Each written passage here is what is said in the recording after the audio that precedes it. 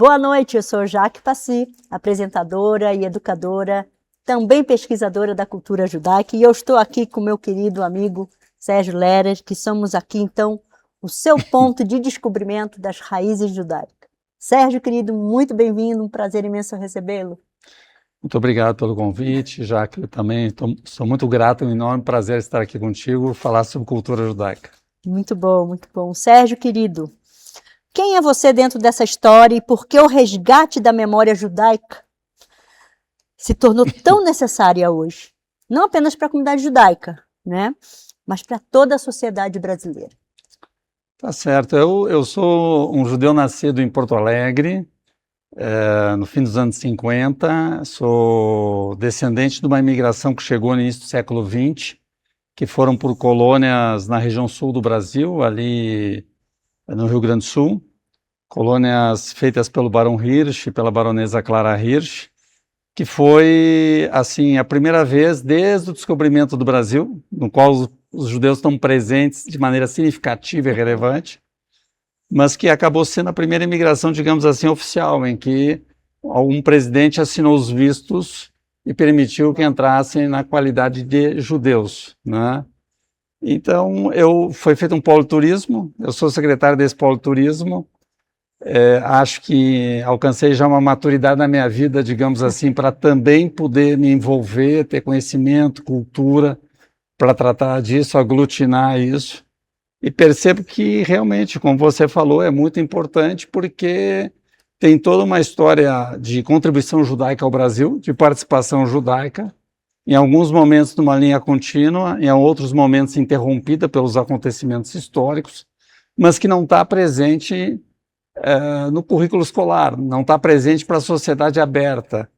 Quem acha é quem procura apenas, né? Em livros específicos, em programas específicos. E às vezes até modificado, né? Às vezes até modificado. E eu acho que para entender o Brasil, entender a formação do brasileiro, o caráter possível e o potencial brasileiro, também tem que estar presente de maneira evidente a parte judaica. E as pessoas perceberem que as suas histórias, de uma maneira ou de outra, também têm a ver com essa presença judaica no Brasil.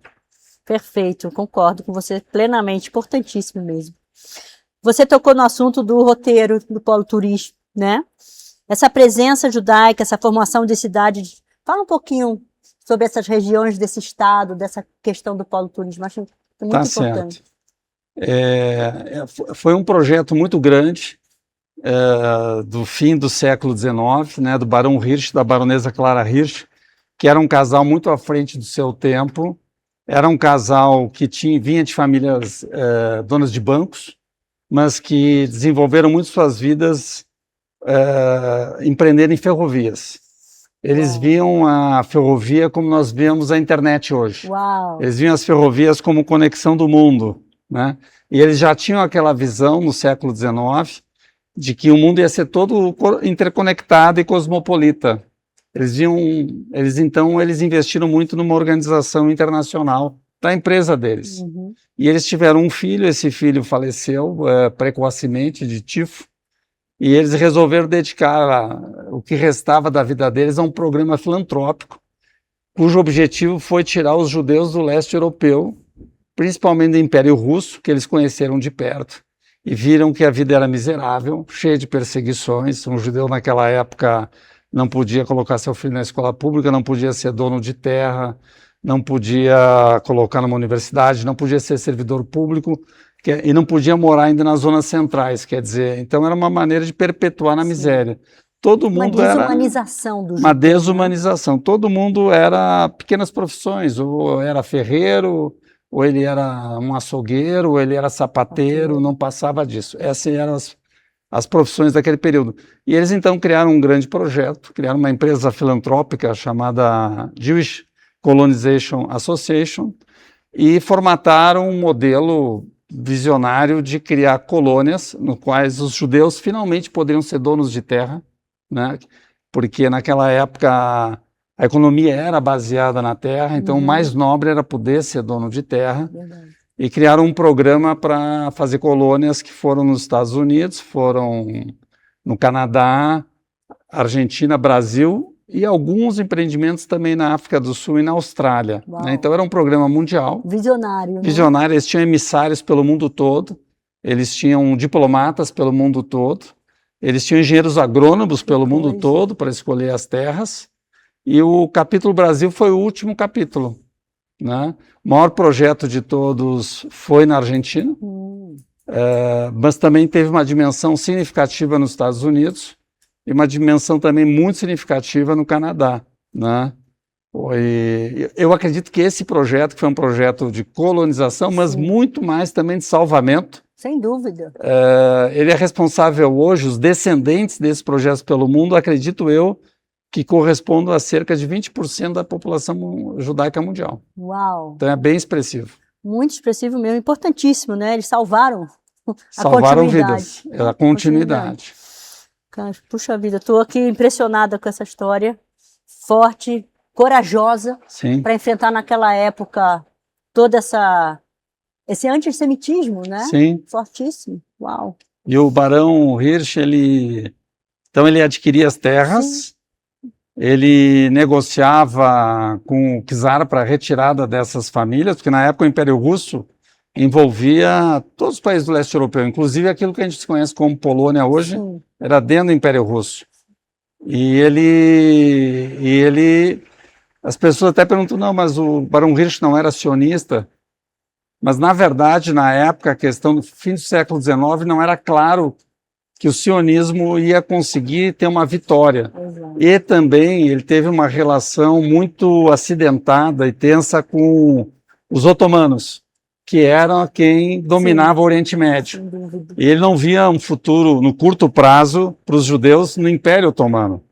Então, ele era um empresário, ele era pragmático. Onde eu posso tirar os judeus do leste europeu? Hoje.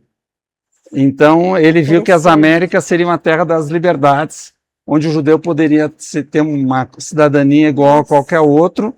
E ele, inclusive, não só ele arcava com todos os custos, como ele também pagava para o czar por família, para poder retirar as famílias de lá. E os judeus que saíam de lá, eles assinavam, esse tempo se eu tive acesso a esse documento na Argentina, uma declaração apátrida, porque ele tinha que renunciar à cidadania russa. Uau. E dizer que nunca mais ia voltar, e que aí a companhia do Barão Hirsch arcaria com todas e todas as despesas. Muito interessante, me lembrou a história da Grácia Nassi. Conhece a história da Grácia Nassi? Pouco. A história a gente vai falar um pouquinho dela. A Grácia Nassi, ela era tão visionária, só que antes do século XIX, isso foi no século XVI e XVII. No finzinho do século XVI, século XVII, Grácia Nassi, fugindo da Inquisição Portugal e Espanha, muito milionária, muito visionária, jovem, e queria salvar o povo das perseguições da Inquisição. Ela acaba, através do sultão, que tomava conta de todas as áreas do Oriente Médio ali, ela compra Tibérias. E para quê? Para salvar os judeus da perseguição, da Inquisição. Mesmo sistema de pensamento, né, de como resolver em loco, né, muito interessante.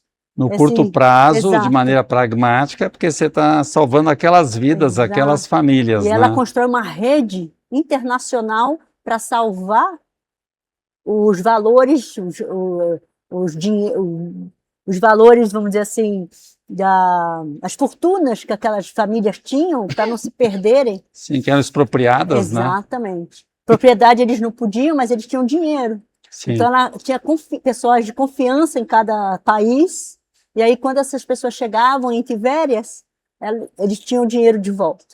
Então era muito interessante como é que eles pensavam exatamente. Tinha uma engenharia financeira, e aqui tinha essa visão assim de mundo, que não era tanta gente, porque... Você está falando de século XIX. Exato. Olha só. Principalmente porque uma parte expressiva da comunidade judaica também viveu em vilarejos, shtetls. Então, quer queira ou não, o mindset deles foi se apequenando. Foi se apequenando. Esse espaço, né?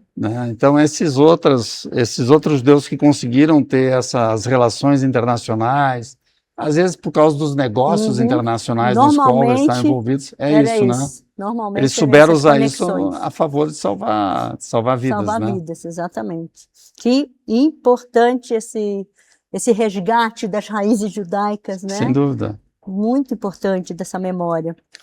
E falando em memória, quando se fala, né? Estamos falando então não somente do passado, mas também do desenvolvimento que isso trouxe para o nosso país hoje, né? Você pode falar um pouquinho disso?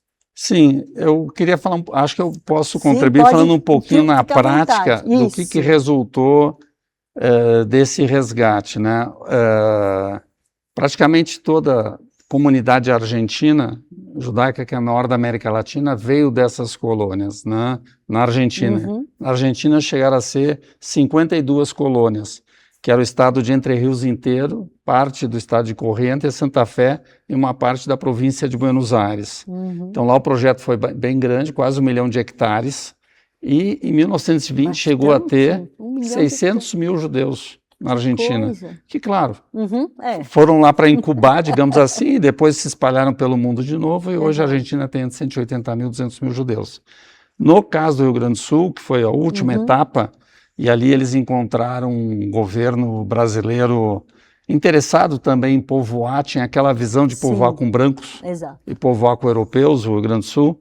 Então fizeram 2 colônias, uma inicial, que foi uma espécie de colônia teste, em 1904, chamada de Philipson, que era em homenagem ao vice-presidente dessa companhia filantrópica. Ele também era um belga, que era um grande empreendedor de trens também, e ele foi o primeiro concessionário privado de trens do Rio Grande do Sul e da Argentina. Uau. Muitas estações antigas de trem do Rio Grande do Sul foram feitas por ele. E aí vieram 75 famílias bem conhecidas assim no Brasil hoje, inclusive, que começaram por lá, como os Stenbrook, por exemplo, aqui em São Paulo e vários outros. No Rio também tem No Stenbrook. Rio tem bastante, né, mas tem vários sobrenomes Vários, conhecidos. exato. E dessa colônia, ela durou uns 10, 20 anos, não muito mais que isso, sobrou apenas um cemitério histórico, e hoje é uma fazenda da família Stenbrook lá, né? Aí depois foi feito em 1912 uma segunda área chamada de Fazenda Quatro Irmãos, porque assim era o nome assim era o nome da fazenda que eles compraram. E é assim a colônia brasileira, inclusive, mais conhecida assim fora do Brasil, por quem também é descendente dos Estados Unidos, outros lugares. É bem conhecido, Quatro Irmãos. Bem conhecido. Aí ali foram aproximadamente 100 mil hectares, que tiveram uns 5, 6 aglomerados aglomerados rurais, em que essas famílias foram estabelecidas. Quatro Irmãos em si, que era uma espécie de centro, Baronesa Clara, Barão Hirsch, Pampa, Rio Padre, que eram subcolônias dessa colônia maior, né? Era uma área grande.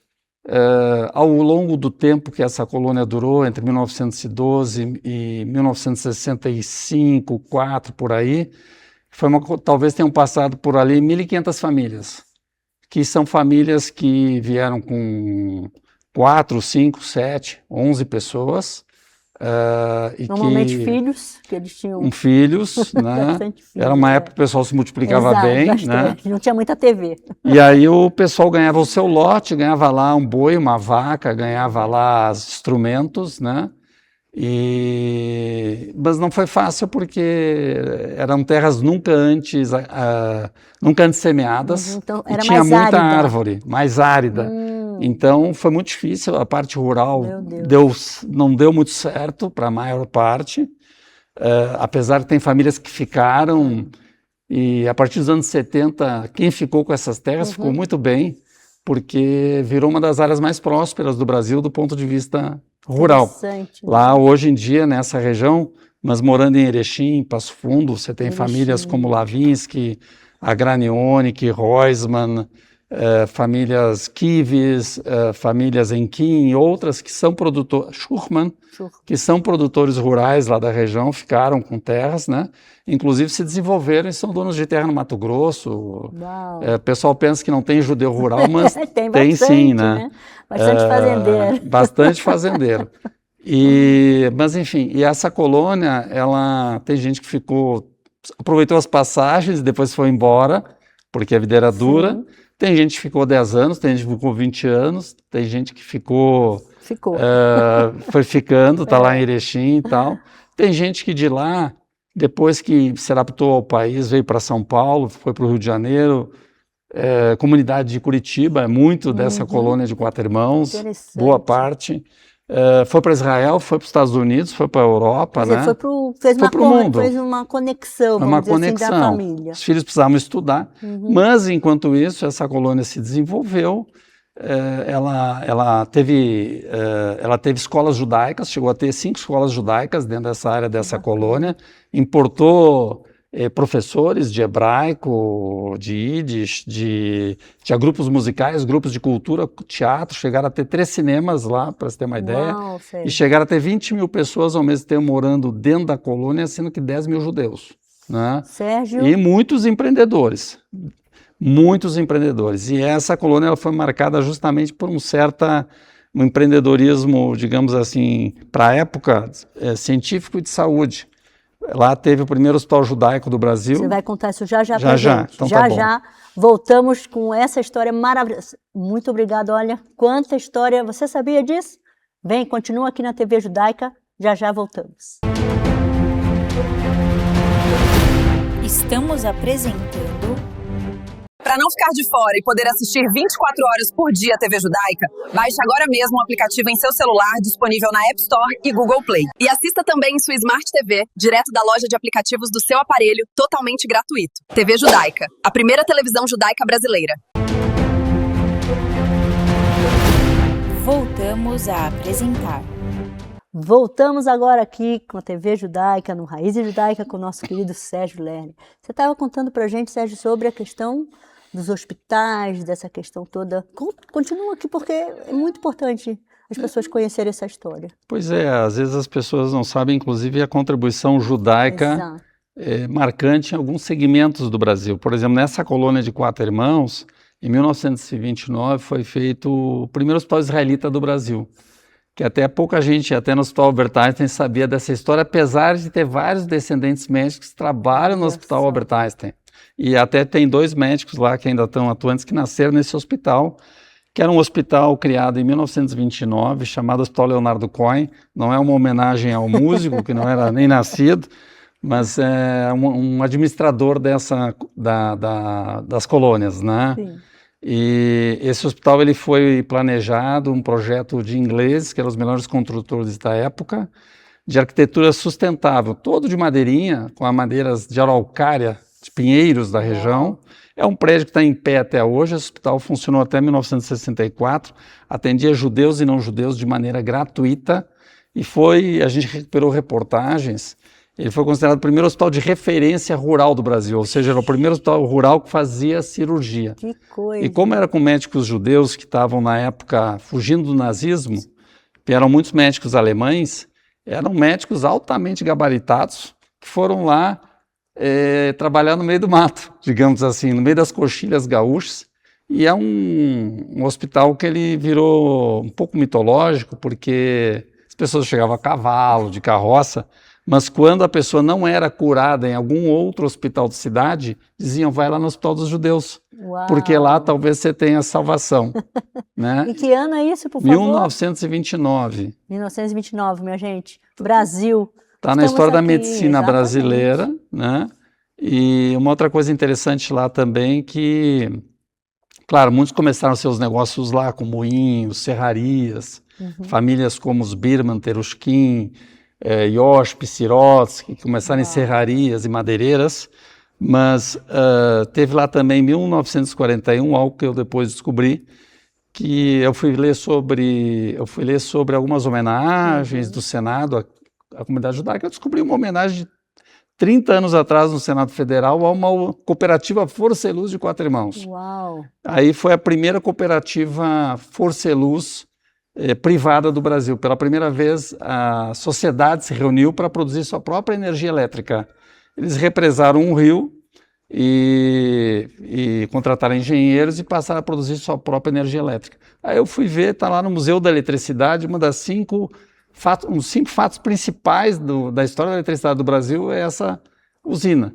Nós fomos investigar e descobrimos onde estavam as ruínas dessa usina, recuperamos, criamos um sítio de Que visitação bacana. e, inclusive, agora acesso a Uhum. esse sítio, né? Uma usina simplesinha, Sim. mas mostra Sim, que foi depois maravilhoso. replicado em vários lugares do Rio Grande do Sul, esse modelo, porque na área rural não tinha luz. Sim.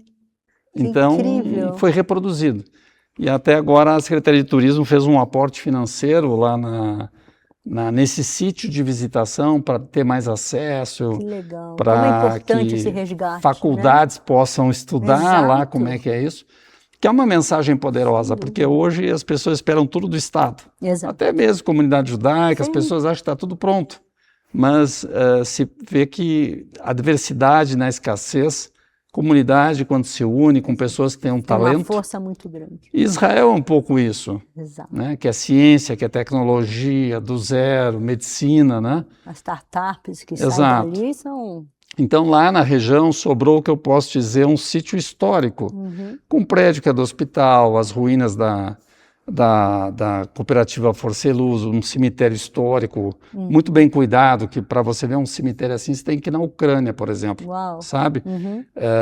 E você Quem tem que cuida desse espaço? as antigas escolas, a gente descobriu onde que era um mikve, que hoje era no meio de uma mesmo? fazenda leiteira, né? Porque era no Coisa. rural, as pessoas Sim. andavam 10 quilômetros para ir no mikve, 15 quilômetros lá. Normalmente, por exemplo, os engenhos eram construídos perto de rios. por Perto causa- de rios, E ter uma mikve? Aí já tinha uma mikve lá, olha exato. só.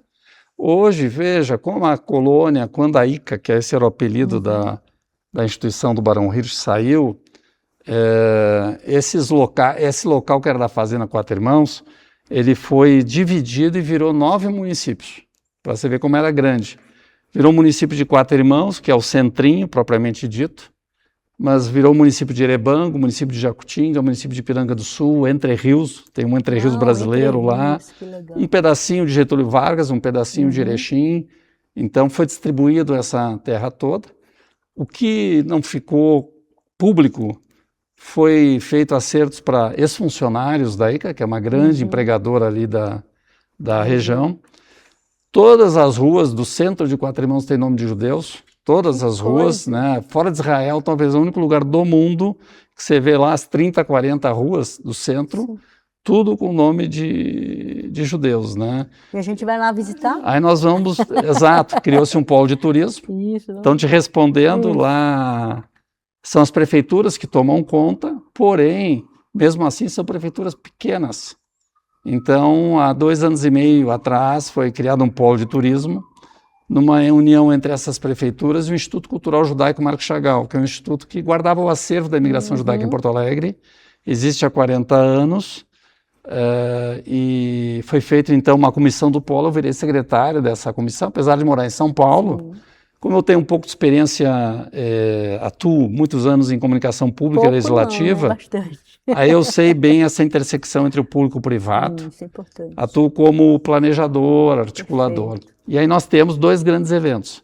Um justamente agora em março Deus quiser. deste ano, que é o Dia Nacional da Imigração Judaica, que é importantíssima. a essa comunidade data. judaica nunca comemorou muito essa data, né, que é 18 de março. No máximo sai matérias num site de uma entidade, da Exato. CONIB, de outras, mas que eu acho que é responsabilidade nossa se apropriar da nossa história no Brasil, Sem dúvida. como trabalhos que nem o teu, da Anitta Novinsky, de tanta gente tem se dedicado às raízes judaicas no Brasil, mas que a gente precisa, veja, eu já fui em várias comemorações de imigração italiana, alemãs, que é comum no Sul. Uhum. São imigrações que fazem Exato. parte. Sem dúvida. Você vê shows artísticos, você participa. Por que não você Nós não temos fazer a tanto mesma pra coisa? oferecer, Exato. mostrar culturas. Então né, a gente ajudar. criou esse evento que celebra com as comunidades da região, Que legal. que é talvez a região, Jacques, de mais multimigração no Brasil. Porque você tem assim, cidades no Brasil que são italianas, cidades no Brasil que são portuguesas, cidades no Brasil que são alemãs. Mas lá nessa região você tem uma mistura. Eu sei que da época do século XVIII, muita gente de Évora, quando veio para cá, veio para o sul. Não foi para o Nordeste. Já vieram para o sul. Você Eles tem colonizaram aquela época. Você tem uma forte migração no Rio Grande do Sul dos açorianos, Exato. né, que são cristãos novos. Exato. Que eu acho que é uma, né, porque os Açores é mais difícil da Inquisição Isso, chegar, isso. chegou depois. Exato. Então De você Évora tem uma e de forte Açores, exato. imigração. Inclusive Porto Alegre, né, que todo mundo que estuda numa escola de Porto Alegre aprende que foram 60 casais açorianos que Isso, fundaram. exatamente.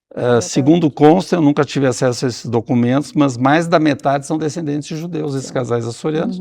E na região ali de Passo Fundo, Erechim, aqueles açorianos que queriam ir mais para o interior, porque, né, o judeu que ainda continuava com práticas judaicas, mas mesmo convertido, ele preferia o interior afastado, né, que nem no norte, no nordeste. Sertão, vai tudo para Ali sertão. também o pessoal preferiu ficar em regiões pouco habitadas, né?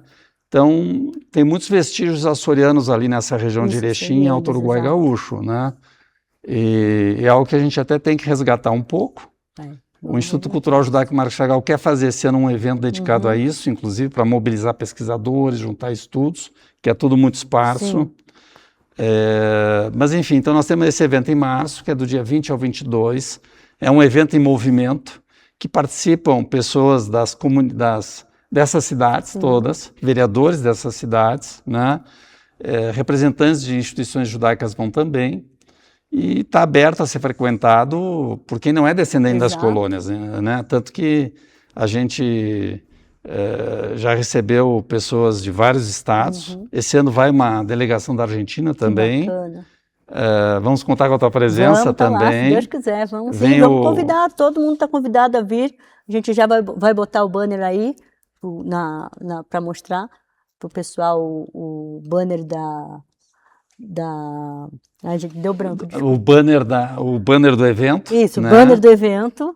E é um evento passeio, quer dizer, então as pessoas chegam lá no dia 19 ou dia 20, e aí as pessoas têm um Shabat, que é um Shabat aberto, eu brinco, né? A gente já fez até cerimônia religiosa na universidade, a única universidade do Brasil que você pode fazer alguma coisa hoje em dia lá. Eu ia te perguntar como é que é a questão política. Não há problema de segurança, a gente tem um bom apoio de segurança pública do Estado, o governador Eduardo Leite é um grande parceiro do projeto, mas também a segurança pública local, as prefeituras são muito engajadas, as pessoas estão muito acostumadas com a comunidade judaica lá, inclusive é um local que, a região que talvez mais faça festa das imigrações, em todas as festas sempre tem um espaço de gastronomia judaica. Sempre tem um espaço, tem inclusive as princesas da imigração, e sempre tem, eles chamam lá princesa israelita. Olha que né? lindo, que bacana. Então você tem uma banda. É um exemplo, para todo o Brasil. Quatro Irmãos tem uma pequena banda de adolescentes e crianças que toca música judaica. Sabe aquelas bandinhas do interior? Toca tikva, toca várias coisas, as pessoas se emocionam. Então... Que importante esse resgate da cultura judaica brasileira, né, dos brasileiros que estão aqui. Sem dúvida, é uma amostra ali, é uma região única no Brasil, eu diria, por causa que não houve não prevaleceu uma imigração.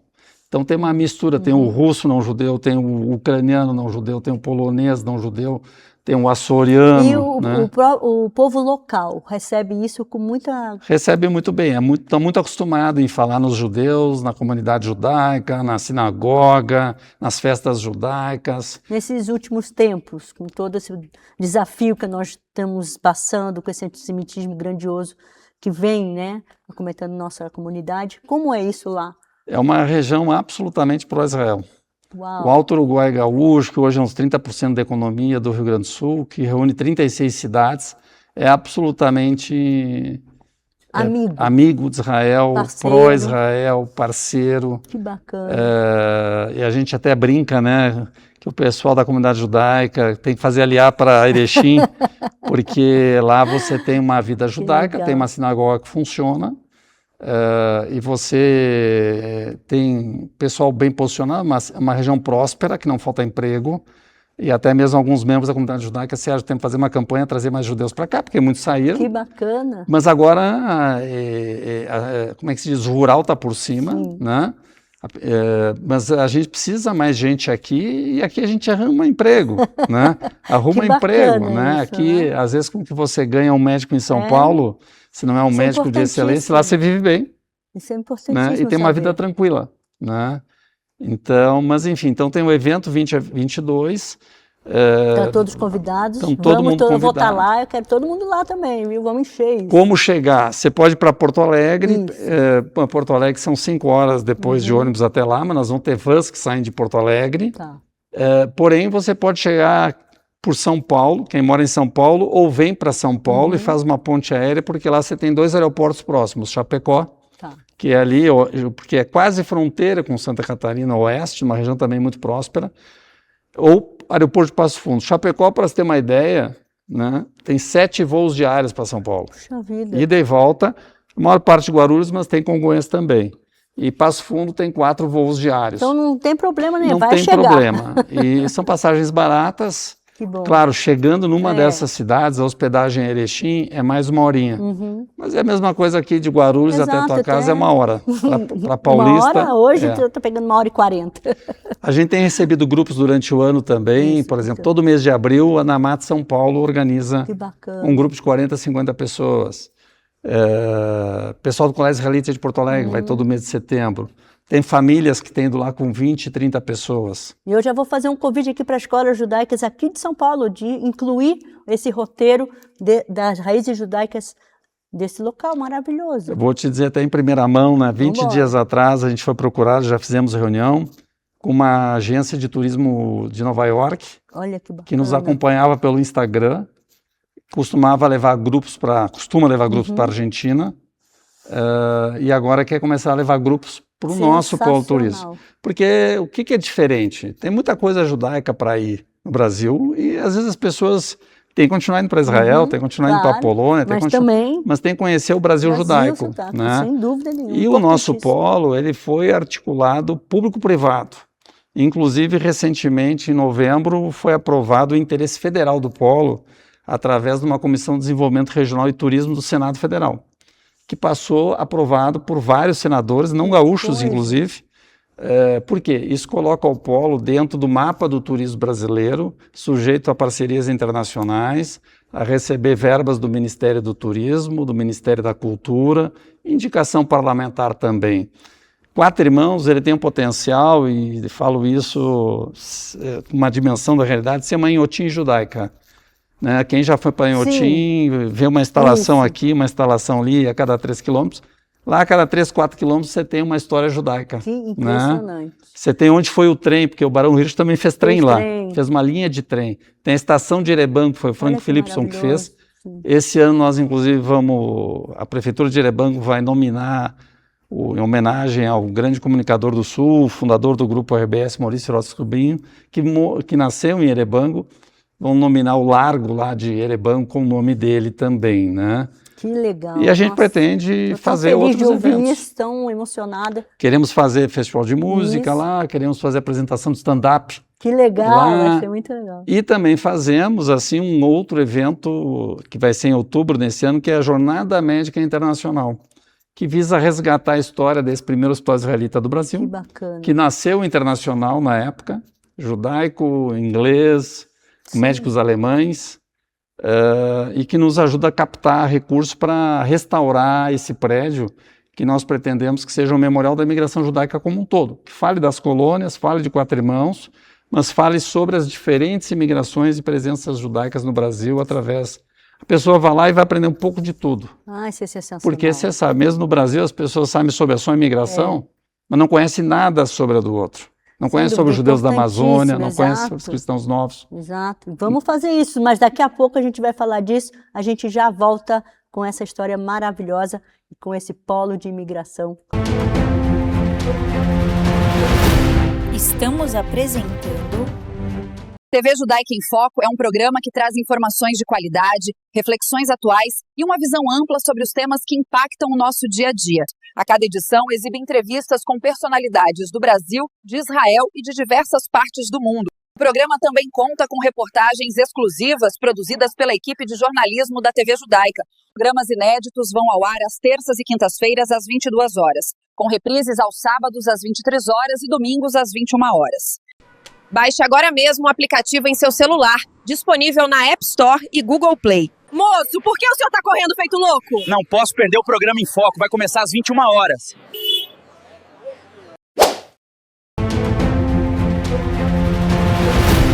Voltamos a apresentar. Voltamos agora com o nosso querido Sérgio, que vai contar pra gente o seguinte. Sérgio, quando memória vira política pública, ela deixa de ser nicho e se torna legado. Fala pra gente um pouquinho sobre esse trabalho maravilhoso que você vem fazendo aí. Eu acredito que hoje em dia os melhores caminhos vêm justamente da conjunção de saber quem você é, a tua ancestralidade, e também a própria ancestralidade do país, da sociedade no qual você está incluso. É desse conjunto com a percepção sobre o hoje, né, que te permite antecipar o futuro e saber para que caminhos você vai. Mas importante também, quando diz respeito à sociedade em geral, é você fazer disso uma política pública, né? Porque não pode ficar resumido a um esforço individual. Sem dúvida. Aquilo tem que ter um pertencimento da sociedade em geral, passa a ser um patrimônio cultural da sociedade como um todo, né? E acredito eu que a gente percebe para onde o mundo está indo, que a grande vantagem hoje de povos é a soma de habilidades. E cada povo, cada etnia tem as suas habilidades, tem a sua visão, né? Não tem lá no Vale do Silício, né, o terreno da tecnologia que fala o seguinte: se eu não estou conseguindo resolver alguma coisa com a minha equipe, me traz um indiano, me traz um israelense, né? Me traz um senegalense. Parceiro, vamos ver o outro olhar. Outro olhar, outra percepção, né? Então, acredito que o Brasil ele tem um potencial maior se permitir que circule essa transversalidade das memórias.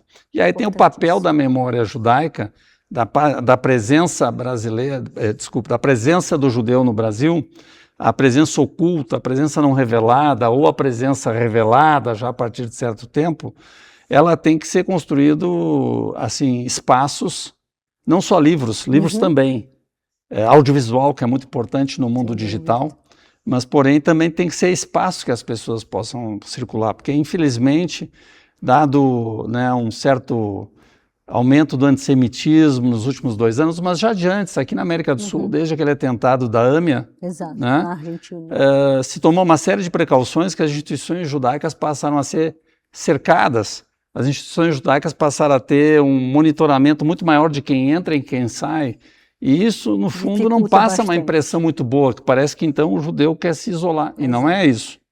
Então nós devemos ter espaço que as pessoas possam circular, possam fazer as perguntas e possam se sentir no meio da história judaica. O polo de turismo lá do Sul, do Rio Grande do Sul, ele é o primeiro que se institucionaliza, porque ele é junto com prefeituras, tem política junto com o governo do estado, tem o apoio da Secretaria de Cultura, tem a aprovação do Senado, do Congresso Nacional como uma rota de interesse nacional, que permite parcerias internacionais. E do meu ponto de vista, isso também tem que ser replicado em outras regiões do Brasil, para que sejam espaços em que as pessoas circulem. Mas quem eram os cristãos novos? Exato. Olha, por que aqui no cemitério judeu é assim?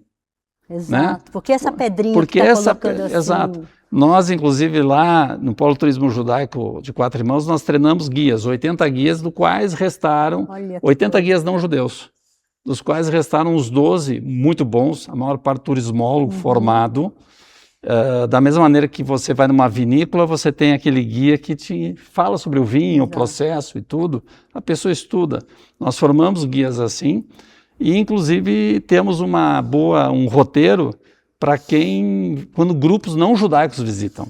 Que as perguntas passam por aí. Sem dúvida. O cemitério é o local de mais perguntas que tem. Curiosidade aflora, curiosidades, né? Exato.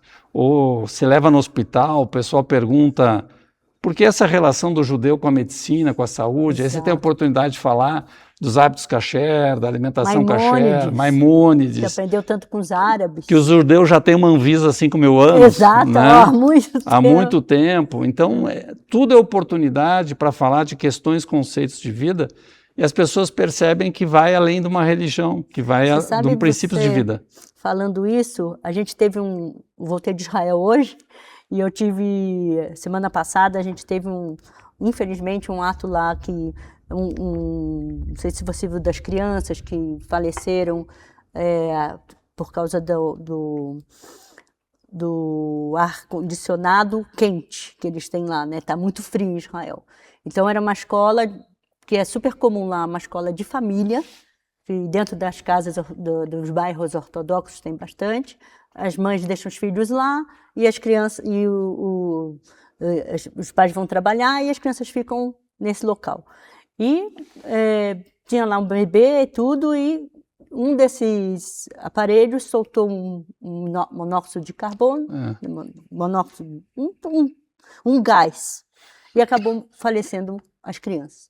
E aí chegou lá, tsalá, tudo, foi aquela coisa toda, aquela comoção, isso tem 2 semanas, levaram as crianças para o hospital, e aí queriam fazer a verificação do que as crianças morreram. E aí foi uma comoção, porque a gente sabe que dentro do judaísmo é proibido, né, verificar, abrir, fazer toda a autópsia, né? É proibido. E eles queriam fazer a autópsia. E aí saiu a multidão toda para a rua protestar, pararam no horário de saída de escola das crianças para protestar e falar que não vai abrir as crianças. Se quisessem passassem na ressonância magnética, tem tantos tecnologia para ver isso, né? Que é uma questão também ligada à medicina, do cuidado da saúde, de tradição, né? Você trouxe isso, né? Trazendo quanto que nós agregamos aqui ao Brasil, né, o estudo, a pesquisa, a medicina, né? Sim. Então, exatamente. O primeiro médico que chegou ao Brasil era um cristão novo, o primeiro médico formado no Brasil era um cristão novo, né? Inclusive, você entra no site, por exemplo, da APM, Associação Paulista de Medicina, fala lá sobre a medicina no Brasil, fala, primeiro médico do Brasil, cristão novo, tal. Quer dizer, são coisas que, acredito eu, que nós, como comunidade judaica, devemos celebrar, trazer para o centro do conhecimento. Nós estamos inseridos na sociedade, né? Mas, então, para fazer essa política pública, né, a gente criou... Política pública no que sentido? Porque hoje também no mundo a gente precisa entender que as coisas elas são efetivadas em rede. Na medida que tem uma soma de interesses e aquilo diz respeito não só a um grupo humano, mas às várias comunidades e várias regiões. Então, esse trabalho que temos lá do Polo de Turismo, eu acredito que ele ficará forte para o próprio Polo de Turismo, mas para várias outras regiões e comunidades judaicas. Para todo o Brasil isso, replicando onde teve alguma história judaica. Tem ou não comunidade judaica atualmente, por onde passaram judeus. Afinal, por exemplo, nós temos hoje lá na Amazônia uns 20 cemitérios judeus que estavam abandonados. Né, estavam abandonados, né? Tem inclusive um que é lá em Boim, que cada vez que o rio subia levava um túmulo. Olha só. Porque não tem mais nenhum Boim judeu. Se chama? É Boim. Boim. B-O-I-M. Boim. Deve ser. Venham. Né? Não sei se daí que veio Vila Boim Vila também Boim aqui. vai saber. Exato. Mas enfim, aí, veja, não tem mais nenhum judeu, não tem entidade judaica. O Comitê Israelita da Amazônia não dá conta disso. Não tem recursos e ainda era um local que era privado. Exato. Então, como é que se faz? Por exemplo, nesse caso, que é um caso real, que é um amigo meu que ele voltou a morar em Parintins, a gente brinca que é o último judeu de Parintins, e ele um pouco desesperado com isso, eu falei do modelo que tinha em Quatro Irmãos, que era um modelo em que nós transformamos o cemitério em patrimônio municipal público, tombamos o cemitério. Maravilhoso. Ou seja, a prefeitura ela passa a ser dona, nós fizemos uma parceria com o Marco Chagall, que ele passa até, quer dizer, uma entidade judaica passa até curadoria judaica. Mas a prefeitura varre, a prefeitura pinta, a prefeitura cuida ao muro, quer dizer... uma parceria da sociedade. Da sociedade. Isso é maravilhoso. E aí, ele fez isso nos 4, 5 cemitérios da Amazônia, tá? Procurando fazer em outros, levou um modelo. Vocês documentaram isso? Tem fotos, né? Tem no YouTube, a gente acha? Tem alguns pequenos vídeos e aí, quer dizer, a prefeitura diz, bom, agora eu posso entrar lá porque eu sei que eu posso entrar, não estou danificando, não estou fazendo mal nenhum. E, ao mesmo tempo, se percebeu que prefeitos e vereadores ficaram felizes com isso, porque diz, olha, da nossa história, mas ninguém estava cuidando. Parece que os judeus se esqueceram daqui e não se interessaram mais. Ou seja, tem um potencial, talvez, no Brasil, já que talvez até você possa saber mais que eu sobre isso, talvez de umas 250 cidades ou 300 cidades que onde tiveram uma história judaica, só lá no sul, nessa região de Quatro Irmãos, eu te falo que são umas 12 a 14.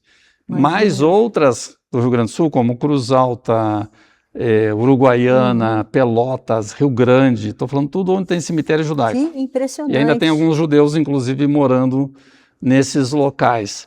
Então, eu acho que tem um potencial de 200 a 300 cidades, talvez imediato no primeiro momento umas 100 cidades, em que a gente possa mobilizar e criamos, então, um grupo parlamentar de cidades amigas da imigração judaica, onde a ideia é ter um vereador daquela cidade e ter um ativista, Sensacional. né? Que pode ser um pesquisador, um Sim. historiador, uma pessoa simpática à Sem comunidade dúvida. judaica, enfim, mas que aí possa ser feito algo. De que maneira? Na medida que esse grupo, agora que é embrionário, trabalhar, a gente qualificar para saber como tombar um cemitério, para saber como fazer um projeto de lei que institucionalize um dia que celebre na cidade a participação judaica na história daquele município, que leve isso para as escolas públicas, que a gente possa, em rede, ir a Brasília e fazer um grande acordo com o Ministério do Turismo para todas essas cidades ao mesmo tempo. O convite está sendo feito agora, ao vivo aí para vocês. Esse convite de se você mora numa cidade, ou conhece, ou a sua família veio de uma cidade que você tem contatos, que teve uma história judaica, e às vezes lá tem coisas abandonadas, ou não tem nada, está abandonada a história, porque sofrem um apagamento, participe, mantenha contato. Vai deixar aqui, seus contatos vamos deixar os contatos, Instagram, tudo direitinho. Aí a gente orienta. Né? Isso, geralmente nessas cidades sempre tem algum vereador interessado nesse tipo de política pública, ou um vereador interessado com cultura, com patrimônio histórico, quanto que isso vai educação. trazer de positivo para a cidade, né? Agregação dentro da história da povoação, trabalho. Sem dúvida. Né? Isso é sensacional, que projeto maravilhoso. Inclusive até mesmo para a produção de conteúdo que não deixa essa história se perder. Exato. A ideia, inclusive, mais adiante, é fazer uma espécie de site coletivo em que cada um desse grupo possa levantar, gravar com o celular mesmo, depoimentos, contar a história daquele local. Então já vou te mandar um montão lá do Nordeste.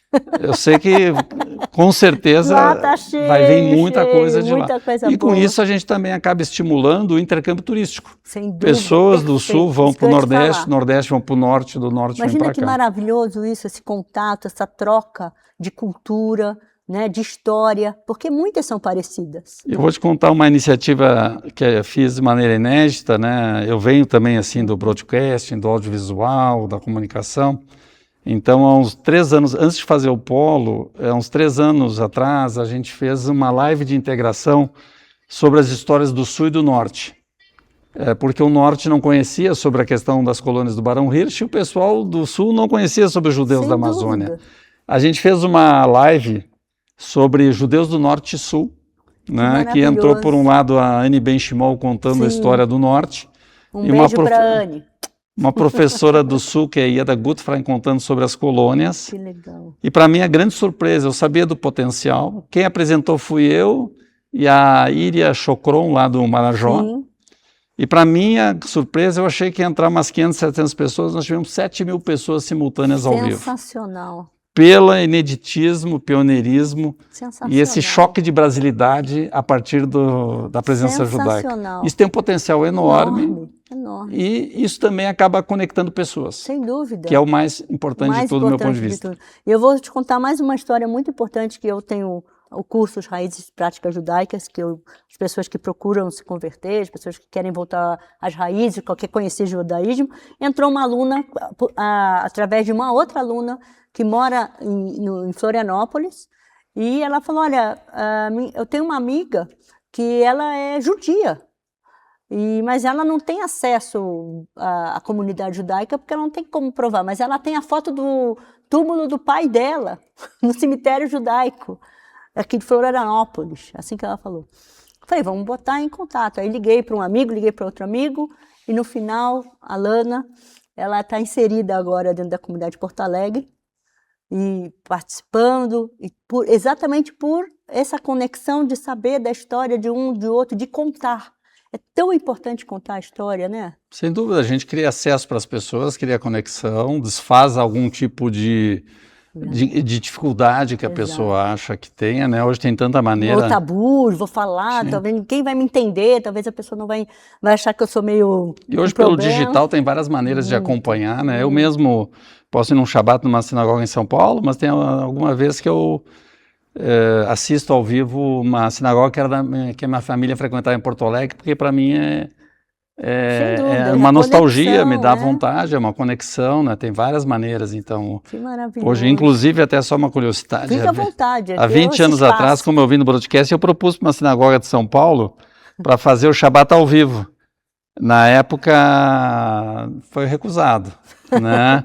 Foi recusado porque ninguém ia vir no serviço, como é que os outros iam, né, pensar, né? Hoje muito mais eu acho que se você está conectando pessoas, você está no caminho certo. Sem O dúvida. resto não importa tanto assim. Não importa mesmo. E é isso que é importante. Quantas famílias, falando de conexão de novo, um grupo também de estudo que a gente tem esse grupo, novamente a família, assim, 2 famílias do Nordeste se encontraram através do estudo, através de conexão, são primos, que têm bisavós em comum, é muito interessante. E eu quero aproveitar esse espaço, Sérgio, para você deixar aqui seus contatos, para você falar aqui com o pessoal, convidar todo mundo para participar, aberto, por favor, é seu espaço. Estão todos convidados, sejam judeus ou não judeus, pessoas interessadas em estarem celebrando conosco o Dia Nacional da Imigração Judaica, conhecer um pouco mais sobre a presença judaica no Brasil, sobre essa imigração das colônias, nos local onde teve uma colônia judaica, entender um pouco, através dessa visita, o mindset judaico, que tem a ver com cultura, com história, com empreendedorismo, né? De fazer por sua própria conta. Eu acho que isso é uma mensagem bem bacana hoje. É bem acessível, sabe? Não é um programa turístico caro, é bem acessível. A gente vai colocar o banner tudinho. Se quiser passar mais alguns dias na região, você tem um destino italiano, um destino polonês. Você pode ir numa vinícola maravilhosas lá na região.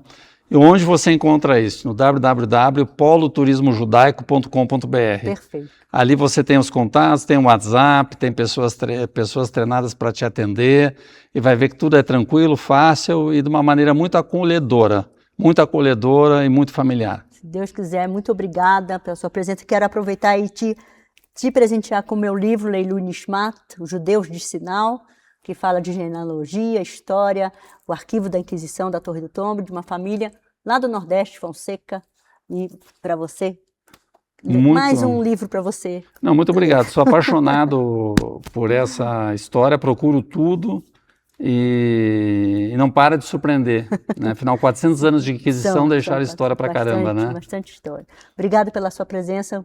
Gratidão imensa. E valorizar a presença judaica na formação do Brasil é reconhecer que nossa história é feita de muitas raízes e todas elas importam.